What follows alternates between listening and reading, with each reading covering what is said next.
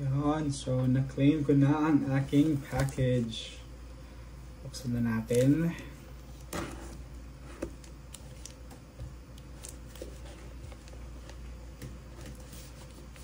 Teka lang, baka makita niyo yung information sa silang side. So, ano ba to?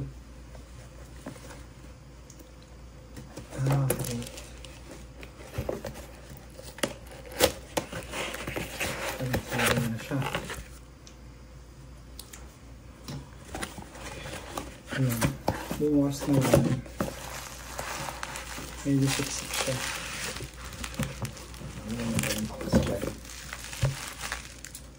Oh, ang magandang pagkakabubble wrap ni sir ah.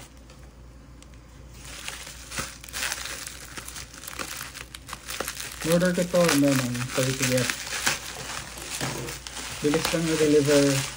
Dapat kahapon available na siya pero hindi ko nakuha kasi medyo hapon na dumating. So it's a watch. Something na kailangan ko for an event that's upcoming. And tagal ko rin bago ito binili. Hindi naman siya mahal, mura lang. Nasa 23,500 pesos. Pero kasi ang daming options dun sa range na yun na magaganda. Tapos minsan ang unti lang ng difference. Pero so far ito yung natipuhan ko kasi nga ano siya, yung super titanium ng Citizen. Tapos naka sapphire glass na rin. And ang dami ko na actually nasa cart bago ko to binuksan kasi nga sobrang daming choices. And then buti bigla na lang nagkaroon ng ad sa YouTube. Pinakita tong reel na to. So it's a Citizen na watch. Hindi ako expert ha. So ito yung nabili ko. Ganda ng box. So yan. So may packaging, manual, international guarantee. Ito yung warranty card. Okay, so sign natin mamaya. Yan yung mga terms, kung ano yung mga included sa warranty. Tapos yan, nalagay ko lang yung mga information mamaya. Ito yung manual. Problema ko dito kasi nga online, wala siyang physical store. Sa marketplace ko lang ito binili kasi walang option sa Lazada na mabibilhan. Sa Zalora din wala. Ang meron sa Lazada yung mga common na colors, yung blue. Ito kasi green, so wala akong mahanap. Ito yung gusto ko na kulay. Dito natatanggal. So, ito muna. Silica gel. Box sa loob. Makapal din itong box, maganda. So, ito na siya. So, it's a Citizen na Zenshin. Z-E-N-S-H-I-N. So, ang nagustuhan ko dito yung may bagong version to, yung 2025 na yung naka-eco drive. Pero so far ito yung nagustuhan ko dahil dun sa second hand niya, yung maliit na bilog. Tuwa ako kasi siya parang extra.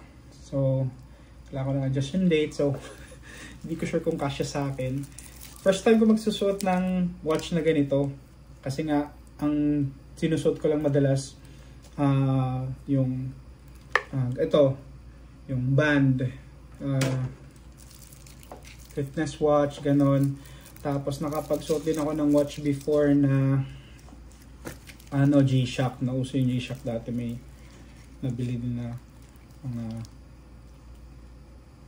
2 piraso na G-Shock. So ito siya, yung integrated yung niya, yung wrist, yung bracelet. Ganito ng plastic, sarap mag-peel ng ito, parang siya, may coat. Ito parang may dumi dito. So yung kamay ko may chips, kumain akong chips, so disregard nyo na yung may dilaw-dilaw. And then, ilalim din meron. Teka lang, tanggalin ko lang itong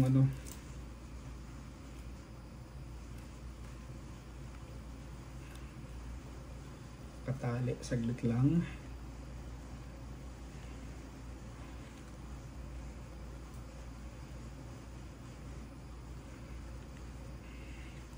Hindi ko maputol.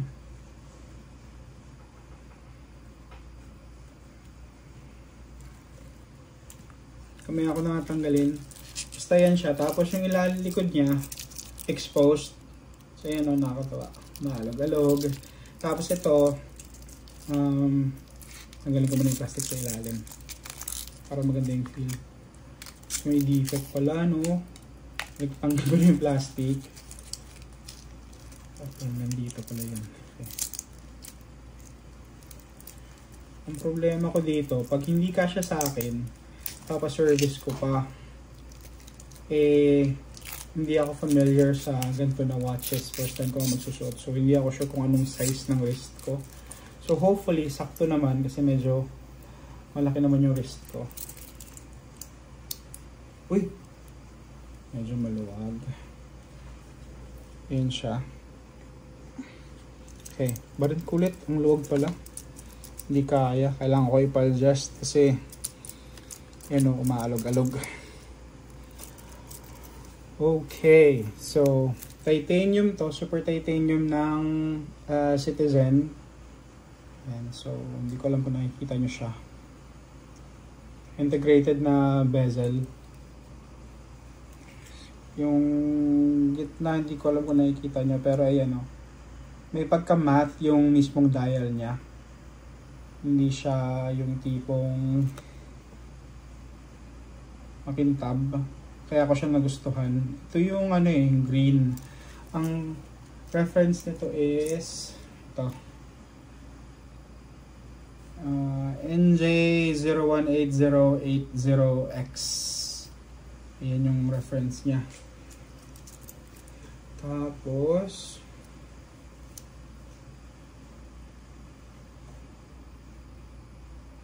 ayan. Ganda. Natuwa ako sa kanya. So, gagamitin ko to by August pa naman. And, pang daily ko na rin na watching case, kailangan lumabas. Tapos, hindi ko kailangan magbilang ng steps. Ganda siya. Natuwa ako. Ay, thank you. Binili ko pala to kay Sir. Wait lang, ang pangalan ni Sir. Sir Edgar.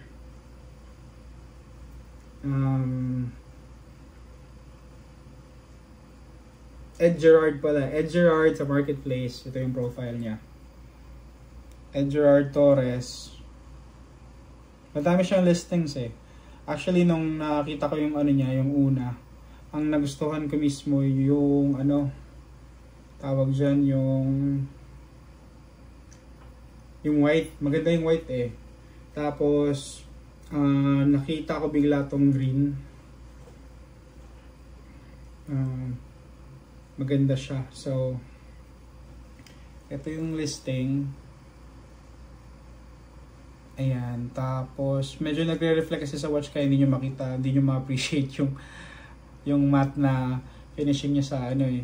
Ayan. Tapos, ito, 23,499. Taas rating ni Sir. 5 stars, 83 na reviews. Titanium, automatic. Tapos, may second hand. Kailangan ko palang i-adjust. So, ayan guys.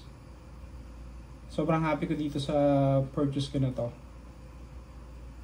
Mura na tapos maganda pa. Thank you again Sir Ed.